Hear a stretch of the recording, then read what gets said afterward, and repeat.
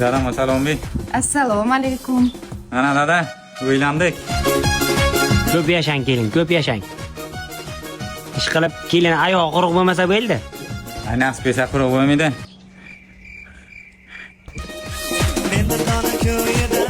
Oh, bilim. Bu kelin oyog'i quruq keldimi deyman, shunga yiqildim-da. O'zingiz yiqildingiz-ku, ko'ryapman. Kelin nima aloqasi bor? Kelin oyog'i quruq keldi. Men shu paytgacha yiqilmaganman bacham. Kelin oyog'i quruq kelganda to'g'ri ham tuxum qo'ymaydi. Havo ham 50 gradus bo'lgan. Bu kelin oyog'i quruq keldi-da. Uzumlari pishgan, yaqara uzumlari hammasi pishgan. Bu kelin oyog'i quruq keldi-da bacham. Pishgan ya, kelin oyog'i nima aloqasi bor endi? Pishsa yaxshi-ku. Shu paytgacha pishmaganda-da bu uzum. Mashinam yonmaydi-da. Mashina benzin tugaganda bacham. Qo'yaylik qay benzin. Benzin qo'yaning foydasi yo'q, kelin oyog'i quruq kelgan baribir.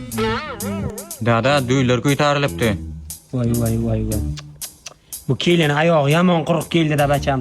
Shu paytgacha do'llar ko'tarilmagandi. Kelin keldi do'llar ko'tarildi. Yomon oyog'i quruq ekan.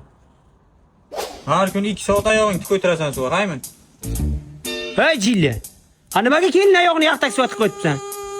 Oyog'i quruq dedingiz, endi oyog'ini sug'oraman. Qani bir yaxshi bo'lib ketsa. Qo'ytir.